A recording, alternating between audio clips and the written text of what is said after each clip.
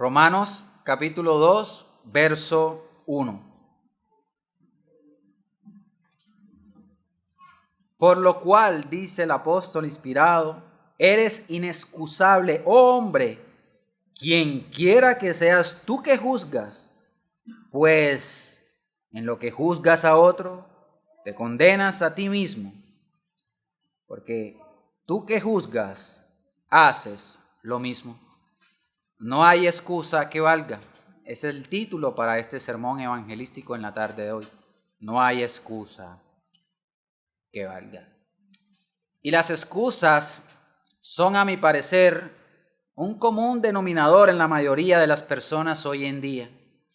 Especialmente, queridos amigos, en aquellas personas que aún no han encontrado a nuestro Señor Jesucristo. Estas personas que no han nacido de nuevo no se encuentran bajo la guía de la cabeza de la iglesia, es decir, bajo la guía de Cristo. Estas personas están bajo otra guía, o más bien, para ser más preciso, están bajo la cabeza federal de Adán, que es su representante por naturaleza. Es decir, estas personas se encuentran fuera de las bendiciones de la salvación que solamente tienen aquellos que se encuentran dentro del pacto de gracia que Dios ha provisto para salvar a aquellos que confían plenamente en su Hijo, en Jesucristo. No sé cuántos de ustedes hoy, queridos amigos, están dentro de este pacto de gracia salvífico, ni qué tipo de excusas han presentado ante Dios para evadir su responsabilidad de arrepentirse y creer en el Evangelio. Yo no lo sé. Lo único que sé es que aún están a tiempo para obedecer a la buena nueva, al Evangelio. Aún tienen tiempo de apropiarse de ese único mensaje que ofrece verdadera esperanza para todo aquel que se encuentra bajo su representante, a saber, bajo la cabeza representativa de todos los hombres cuando nacen, que es Adán. Se encuentran viviendo no solamente en pecado, sino a la postre se encuentran viviendo buscando agradar a Dios a través de sus obras, que les son inútiles, indudablemente. Mis amigos y hermanos, actualmente existe una censura predominante hacia la moral cristiana y verdadera. Desde las altas cortes hasta los senados, la nueva mal llamada moralidad, basada en principios ateos y humanistas anticristianos, brilla tenuemente. Las decisiones tomadas desde estos ámbitos, lo único que quieren es erradicar la idea de un Dios santo y justo, un Dios que juzgará a todos los hombres según su santa y bendita ley. Así que este movimiento imperante en medio de el mundo donde vivimos está impulsado por innumerables redefiniciones de lo que es correcto o lo que es bueno según ellos. Intentan desconfigurar conceptos morales de manera tan simple que la verdad bíblica que se dice acerca de ellos se vuelve evidente cada vez más. ¿Cuál verdad bíblica? Aquella que nos dice, ay de los que a lo malo dicen bueno y a lo bueno malo. Todo esto, queridos amigos y hermanos, es tan evidente que estas personas, estos movimientos, estos ismos, estas políticas que de alguna manera nos rodean, no se dan cuenta de que su propaganda y su mal proceder no son más que excusas baratas e impías ante Dios. Ignoran así la verdad de Dios por muchas razones que de manera general intentaremos explorar en esta meditación evangélica. Estimados amigos, quiero ser claro con ustedes en algo. Y es que estamos ante un pasaje que declara de manera inequívoca la falta de sabiduría en aquellos que siguen los caminos de este mundo caído. en aquellos que siguen las corrientes de este mundo caído, las ideas, las filosofías huecas que, como ya dijimos, se convierten en excusas delante del Dios que les llama al arrepentimiento. Así que según las Sagradas Escrituras, la consecuencia a todo esto será un juicio implacable y justo por parte de Dios, como hemos leído en Romanos. Y aunque no profundizaremos mucho en el juicio como tal, hoy quiero que sí lo tengamos incluso presente en nuestras mentes durante este sermón y seamos conscientes de que ese juicio será la justa retribución que se hará efectiva ciertamente en aquel día que Dios ha determinado para llevarlo a cabo. Eso es ciertísimo y ocurrirá. En su carta a los Romanos, el apóstol Pablo entonces comienza desde el capítulo 1 con una fuerte acusación hacia los gentiles. Una acusación que, como hemos leído en la primera lectura, es difícil de ignorar incluso con una simple lectura que hagamos, cierto, del pasaje. Así que es tan clara la acusación que cualquier lector se escandalizaría, pues por lo que hemos leído respecto a lo que hacen los hombres delante de Dios. No obstante, estimados amigos y hermanos, esta acusación se convierte en el fundamento de nuestro pasaje en cuestión porque es el contexto que precede al texto que hemos leído como base en la meditación evangelística de hoy. Aunque el retrato que se hace aquí del gentil es evidente, todo lo que se dice respecto a lo que hicieron los hombres como tal allí en Roma particularmente, pero que Pablo destaca esto para asimilarlo al comportamiento de toda la raza humana. Esta fuerte acusación hacia los gentiles allí es una acusación que deja de fundamento todo aquello que nos será propicio para entender el razonamiento que traeré a continuación respecto al retrato que se hace aquí de la humanidad. Así que, para ilustrar un poco más la idea que tengo para esta tarde, permítanme abordar este sermón con 4 puntos o encabezados muy breves. Y el primero será a manera de pregunta, para entender la idea del título, ¿por qué estás sin excusa? Será pues el primer encabezado en la tarde de hoy. ¿Por qué estás sin excusas? Primer punto. Dice Pablo en el versículo 1 del capítulo 2, por lo cual eres inexcusable. Y lo dice de forma enérgica, noten ustedes la lectura. Lo hace, hermanos y amigos, porque su argumento ahora se dirige a un tipo de personas que debido a su naturaleza pecaminosa están ignorando la manera en cómo viven. Están ignorando la manera en cómo están llevando sus ideas y cómo buscan satisfacerse a través de su propia justicia. Pablo, en su argumento, intenta dirigirse a personas que buscan excusarse delante de Dios. Así que su naturaleza pecaminosa, la de estas personas a las cuales Pablo se dirige a partir del capítulo 2, tienen un equivalente en su naturaleza pecaminosa a las personas que ya él ha venido describiendo a partir del versículo 18 del capítulo 1, donde se menciona que los hombres viven deteniendo o suprimen la verdad para sí mismos. Verdad que incluso los podría liberar de su obstinación. Así que los hombres creen erróneamente que al manifestar su pecado, que consideran normal ante una sociedad inmoral, creen ellos que podrán alcanzar el conocimiento verdadero que su alma necesita. Estas personas piensan equivocadamente que al rechazar la verdad de Dios, son más astutos que aquellos de nosotros que amamos la verdad de Dios. Y hay un aspecto particular en todo esto. Un aspecto particular en estas personas, que se creen inexcusables. Y es precisamente eso, la búsqueda de excusas para que según ellos, según sus razonamientos cerrados, sean inexcusables delante de Dios.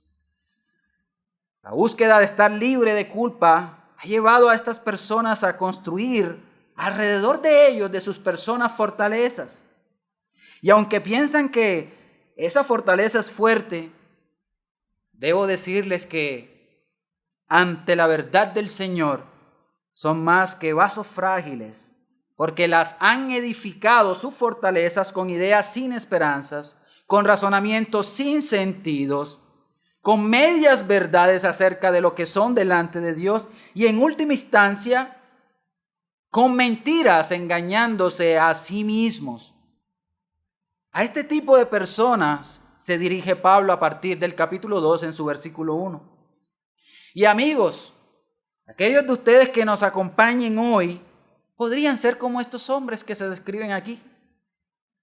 Así que les pido que reflexionen sobre esto para que la ira de Dios, que ciertísimamente ya se encuentra sobre ustedes, porque lo dice la Escritura, no yo, no sea próximamente en sus vidas una justa retribución en aquel día del juicio final por tales obras. Pero ¿por qué están sin excusas? ¿Qué es lo que les hace pensar que son inexcusables? ¿Creen ustedes? Para esto necesitamos responder de manera adecuada. Así que primero, queridos amigos, deben entender que están sin excusas no ahora, sino que estarán sin excusa en aquel día establecido por Dios. Eso es lo primero que debes entender. Y es lo que dice Pablo ahí en todo su razonamiento. No estarás sin excusa en aquel día, no delante de los hombres, delante de los jueces falibles de este mundo, sino delante del gran juez. El hecho de estar sin excusa aquí revela la mente de Dios en cuanto a su carácter de justicia.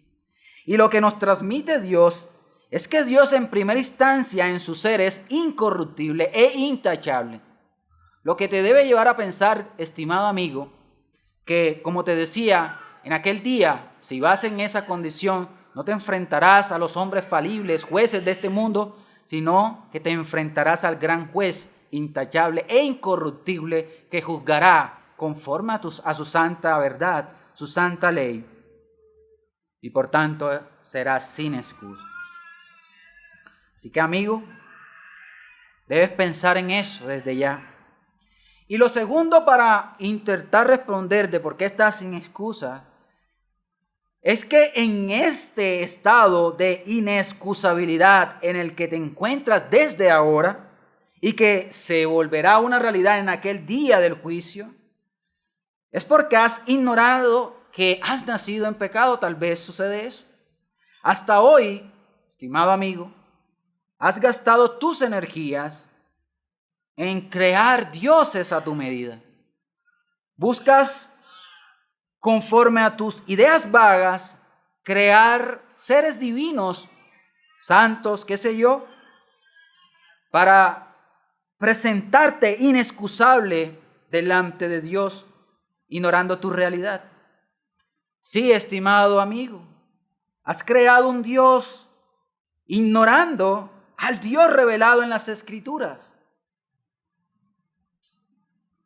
Además, te has deleitado en crear figuras e imágenes de ese Dios, depositando ciegamente tu confianza en ellas. Así que eso como segunda medida debes entender acerca de tu estado de inexcusabilidad, porque has creado en tu mente dioses ajenos en los cuales has depositado tu confianza, engañándote a ti mismo para intentar desde ya inexcusarte delante del Señor. Pero además de todo esto, has seguido lo que crees que es correcto para ti, sin ni siquiera detenerte por un momento en evaluar aquello que es correcto para ti, conforme a lo que Dios ha revelado en su palabra. Has quebrantado los 10 mandamientos, has mentido, has adulterado, has fornicado, has deshonrado a las autoridades. Así que de esta manera también, tras tus ideas vagas, has intentado inexcusarte o estar sin excusa según tu razonamiento delante de Dios. Por esto, estimados amigos, yerras en tus pensamientos. Pero asimismo quiero reforzar este primer punto con el segundo encabezado que nos habla acerca de que todo hombre está sin excusa y muerto en pecado. Si bien ya hemos establecido que no habrá excusa delante de Dios, es importante ahora señalar que la expresión "oh hombre", porque Pablo dice por lo cual eres inexcusable, "oh hombre", esta expresión aquí se refiere claramente a todo ser humano. Así que Pablo no se limita a dirigirse solamente al género masculino, sino que abarca tanto a hombres como a mujeres.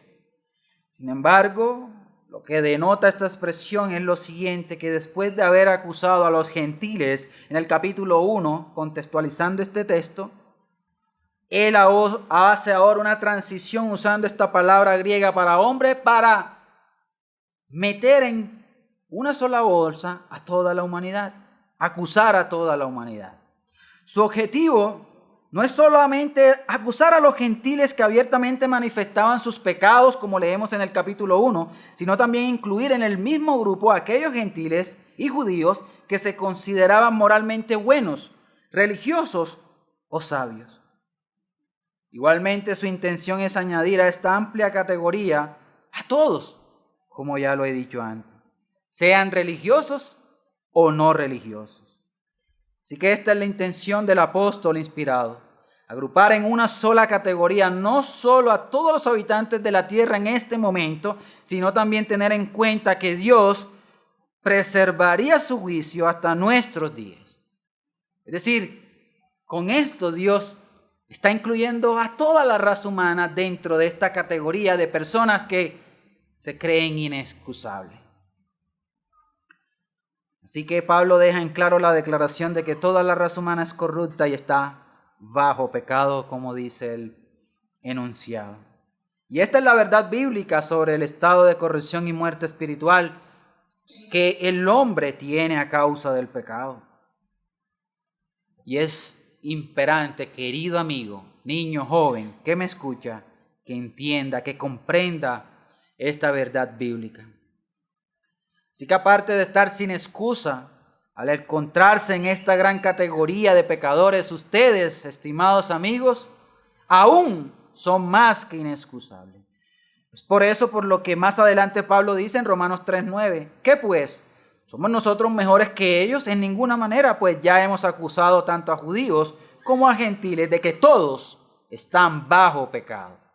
Es la declaración bíblica de Dios para con esta humanidad caída. Así que, amigo, teniendo claro que estás sin excusas por un lado y que además eres parte de esa gran masa de personas corruptas ante Dios, debes comprender que a pesar de eso, a pesar de esas dos cosas que ya tratamos, adicionalmente, debes comprender que tú sigues alimentando la excusa sin sentido de evadir tu responsabilidad ante un Dios que todo lo sabe. Es por eso por lo que trataremos ahora nuestro tercer punto con el siguiente encabezado. A manera de pregunta, ¿cómo alimentas la excusa? Y la respuesta, querido amigo, a este encabezado en forma de pregunta, una vez más, la vemos 3 veces en nuestro texto. Noten que se menciona la palabra juzgar 3 veces con el pronombre personal tú. Esto nos enseña que todo hombre que intenta excusarse a sí mismo está buscando condenar a otros por acciones que él mismo realiza, ya sea en privado o en público, mediante palabras, pensamientos o acciones. Así que el hombre en pecado intenta sostener su excusa con una falsa autojusticia, con una moral débil y un desesperado intento de mostrarse inocente, claro, comparándose con otro. Eso es lo que intenta el hombre. Y así alimenta esa excusa. Ignora que su conciencia lo acusa durante estas acciones de juzgar, ignorando que la santa ley de Dios también lo está excusando cada vez que quiere excusarse en el juzgar a otro, como dice Pablo allí. Además, intenta engañar a todos a su alrededor para encubrir sus transgresiones, alimentando así una vez más su insensato pretexto de parecer justo ante un Dios omnisciente. Así que, estimado amigo, no sé de qué maneras estás alimentando tus excusas baratas delante de Dios. Quizás eres uno de aquellos que acusan a los cristianos por señalar tu pecado según las Escrituras. Tal vez. Quizás blasfemas contra Cristo y su palabra intentando encontrar fallas, según tú, en su palabra para justificar tu pecado. O tal vez dices que no quieres ser parte de una iglesia porque crees que todos allí son hipócritas.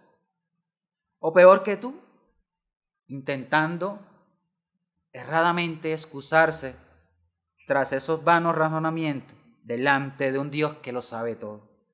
El punto es que cualquier intento de evadir tu pecado y tu estado de muerte espiritual a través de argumentos débiles no te servirá de nada delante de un Dios que sabe todo. Así que en lugar de alimentar tu excusa barata, por cierto, estás acumulando más bien ira para el día de la ira sobre los condenados. De allí pues que veamos nuestro cuarto y último punto, que consiste en el resultado de la excusa. Mis hermanos, este sermón es supremamente sencillo, básico, pero a la vez desafiante para todos aquellos que piensan que se pueden excusar delante de Dios a través de sus excusas baratas. Dios lo sabe todo y ha promulgado en su palabra que juzgará a todos, aun aquellos que piensan que tienen la mejor excusa delante de Él. Hay un resultado para la excusa, la condenación, eso es claro, eso es lo que vamos a ver. Pero solamente les pido a que por favor, de una vez por todas, piensen en que sus conciencias les acusan, incluso cada vez cuando intentan excusarse delante del Dios, que repito, que lo sabe todo. La palabra del Señor es totalmente clara, hermanos y amigos, especialmente cuando se trata de los aspectos relacionados con el estado del hombre caído. Alguien me preguntaba antes del sermón, antes de entrar al culto de adoración, que ciertísimamente la Biblia a veces es difícil de entender, y yo le dije que sí, hay aspectos difíciles. Pero en cuanto al aspecto de la salvación del hombre, de la condición del hombre, de los atributos de Dios, de la manera como juzgar al mundo, etcétera, en cuanto a esos aspectos es sumamente clara. De allí que les diga que la Biblia es clara respecto a decirnos cuál es nuestra condición cuando venimos a este mundo delante de Dios. Así que sin adentrarnos en una interpretación profunda, podemos leer claramente que todo aquel que está sin excusa, que forma parte de la gran masa de seres humanos pecadores muertos en sus delitos y pecados y que persiste en alimentar sus débiles excusas, solo cosechará condenación. Sin adentrarnos tanto en una exégesis profunda de este pasaje del capítulo 2, porque Pablo tiene en mente eso, advertirle a las personas que se creen con excusas, advertirles que en última instancia también serán condenados si no se arrepienten. El texto dice, te condenas a ti mismo. ¿Por qué? Porque haces lo mismo, dice Pablo. Y como ya les dije también, no profundizaré mucho en el juicio de Dios. Deben incluso entender que la condenación eterna es la consecuencia lógica que sigue después de que el Señor, el juez justo, ejerza solemnemente ese juicio en el día que ha destinado para ello. Así que en ese momento ya no habrá vuelta atrás. Estimado amigo, ya no habrá misericordia. Se acabará la gracia para ti en aquel día del juicio. El tiempo para arrepentirte llegará a su fin. Así que es terrible ciertamente pensar en eso. Así que por favor te pido, amigos, que reflexionen en que el Señor de misericordia les está permitiendo escuchar estos razonamientos, conocer estas cosas para que de una vez por todas abandonen toda excusa y corran hoy mismo a los pies del Señor, sin esperar mañana. Porque ciertísimamente de por sí ya hay una consecuencia por rechazar al Señor. Así que, amigo, me gustaría hacerte la misma pregunta que se hace en el verso 3 del capítulo 2 de Romanos.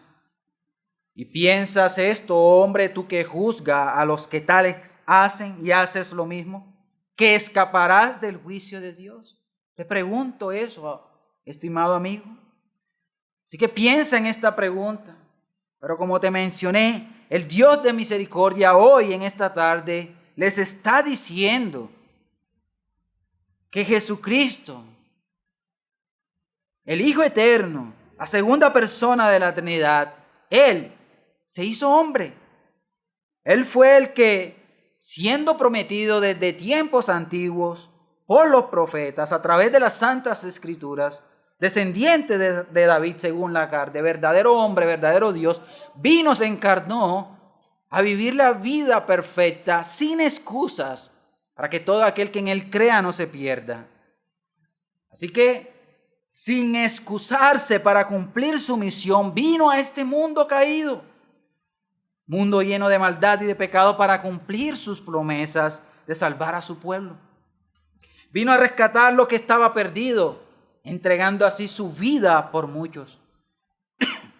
El Padre pues envió a su Hijo amado, quien aceptó la encomienda para que voluntariamente tomase así un cuerpo humano, siendo así ese agente de la salvación del pecador arrepentido. Ese Cristo, estimado amigo, sin excusas, dejó su propia gloria, la gloria celestial, y se manifestó como hombre para cumplir la voluntad del Padre, siendo obediente a la ley en todos sus aspectos, ley que usted y yo hemos quebrantado, y que particularmente usted, por vivir excusándose delante de Dios, sigue quebrantando.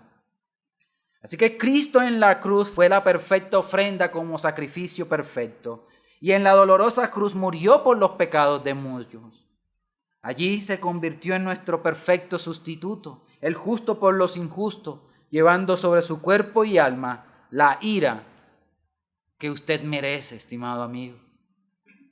Así que comprende que eres un pobre pecador sin excusa, que necesita de este perfecto y único sustituto del cual les hablo hoy una vez más en esta tarde. El único que alcanzó la justicia mediante su obediencia total al morir en el Calvario.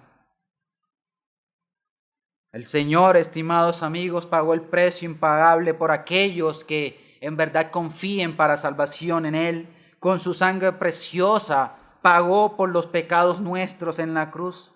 Pero al tercer día resucitó con poder y gloria.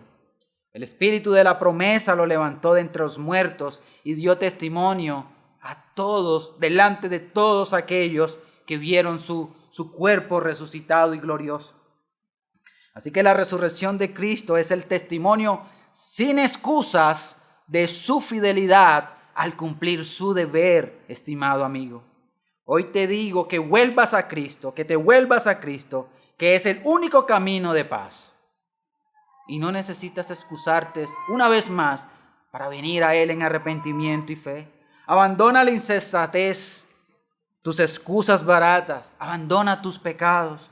Pide al Señor de salvación que te salve en esta tarde. Arrepiéntete y confía únicamente en Él. Estimados amigos, hoy de manera muy breve has aprendido o has sido recordado, porque muchos ya han aprendido estas cosas, pero han escuchado una vez más que todo hombre bajo el cielo está sin excusas ante un Dios justo y santo que lo ve y lo sabe todo. Y que tú eres parte parte de esa masa de hombres corruptos por el pecado si aún no te has arrepentido. Así que solamente te llamo al arrepentimiento, a que mires a Cristo, a que, como ya te dije, dejes de excusarte con tus falsos razonamientos y a que vayas a Cristo, al único que puede recibir a un cargado pecador que va a Él con un corazón contrito y humillado. Te ruego pues, estimado amigo, a que vayas a Él, a que pidas en oración en privado, a que te salve, a que, como cantábamos en la antesala a este sermón, pídele que te regenere, que te haga nacer de nuevo, que te haga comprender estas verdades básicas acerca de tu condición, que te muestre el camino a la salvación que es únicamente en Cristo Jesús, y que dejes de una vez por todas tus excusas baratas delante del Señor que lo sabe todo.